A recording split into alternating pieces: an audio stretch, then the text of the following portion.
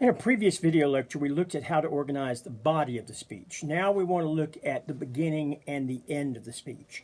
And these are the two most important parts as far as organization goes. These are the parts you've got to nail if you want to have an effective speech.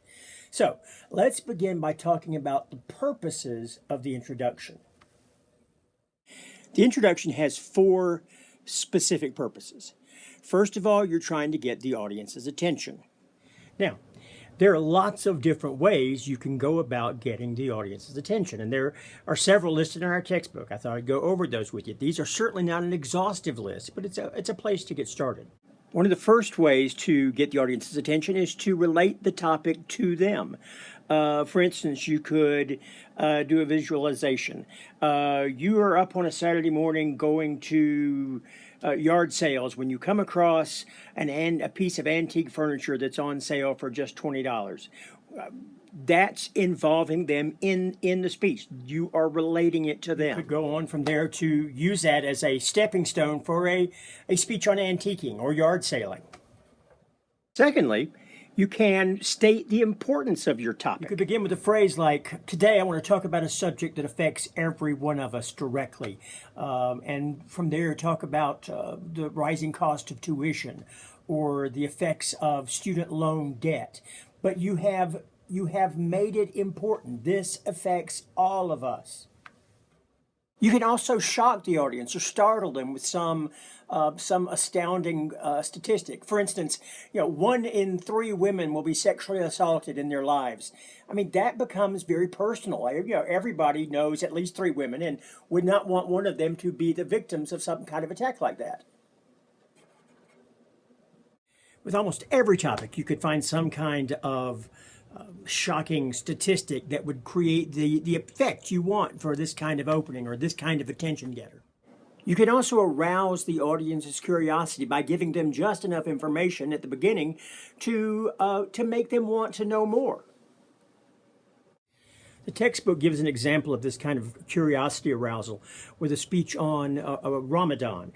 And the speaker gets up by saying, the past month, more than 1 billion people around the world skipped lunch every day. They ate no food of any kind or drank no liquid of any kind from sunup to sunset. They did this every day during the month, and they do the same thing every year. I myself did it. Why? By providing this information, but not giving specific details or specific reasons, the speaker has begun to pique the curiosity of the audience. They want to know what could make people go all day without eating or drinking. You can also start your speech with an appropriate quotation. You can find quotations on virtually any topic you want to find. And they even have books set aside for the collection and cataloging of quotations. Go to Bartlett's Quotations or some other quotation source on the internet and type in your subject. You'll find a myriad of quotes that could be used as a catchy introduction. The best attention-getting device that the book lists is the use of a story or anecdote. Everybody loves a good story, and so there's no more effective way to begin a speech than with a story or anecdote that makes it personal, that makes it real, that makes it have a face, that makes the topic have a face, have a personality. Again, these can be anecdotes or stories from your own past.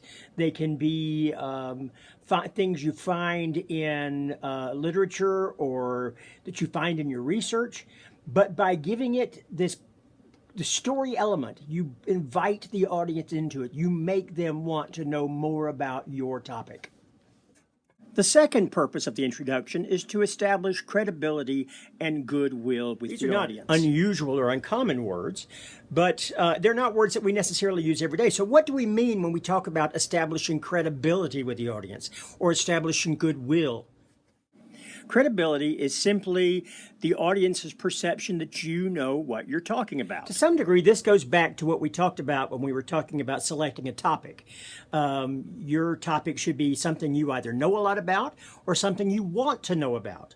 And so this knowledge that you carry gives you credibility, the knowledgeable way that you speak about a subject or the interest or passion with which you speak about it. But we can't let the audience just assume your credibility. You need to also let them know why you're qualified to speak on something. Maybe you're doing a speech on suicide prevention and you've had a family member or a friend who has committed suicide, and which has sparked your passion about this topic. Maybe you're going to be talking on a physical activity like karate or jiu-jitsu, and you have training and experience in that field. You have to let your audience know that. That's how you establish credibility. Goodwill, on the other hand, is the audience's perception that you as the speaker have their best interests in mind. You want what's best for them. You want to help them in some way. You're not there to take advantage of them or to exploit them. So how do we establish goodwill? Well, I think there's a couple of ways we do that. We passively establish goodwill when we make eye contact, when we smile at the audience, when we give an aura of sincerity and truthfulness. But I think we need to do it actively as well. We need to tell the audience, this is important to me because, and I think it can be important for you because. We explain to them why we want them to know what we're telling them. Now, there are two other purposes for the introduction, and these are pretty crucial. First of all, you need to reveal your topic. You need to let them know what you're talking about. You set that up with some kind of attention getter, a story, a startling statistic, a quotation, but then you say, today I want to talk to you about rising tuition costs, the effects of student debt, the career of Bessie Smith, or the batting career of Hank Aaron. You reveal the topic, but then you go on from there to preview the body of the speech. There's an old admonition for speakers that you need to tell them what you're going to tell them, and then tell them what you just told them. Well, this is the tell them what you're going to tell them part. In your introduction, you need to preview the main topics of your speech. Now, I want to share with you some brief tips on how to make your introduction more effective. First, keep it short. Your introduction needs to be no more than 10 to 20% of your entire speech. Your informative speech is supposed to be 4 to 6 minutes in length. Now, that equals 240 to 360 seconds. So the most that your introduction needs to be is 72 seconds. It might not need to be that long, but 72 seconds is the outside length of how long your introduction needs to be. This is a very short part of your speech. Number two, be on the lookout as you're researching your topic for statistics, for anecdotes, for quotations that can be part of the material you use in your introduction. Write it down on a note card, write it down in a notebook, write it down into your tablet or your iPhone. But as you come across this information, record it so you know where it is when you need it.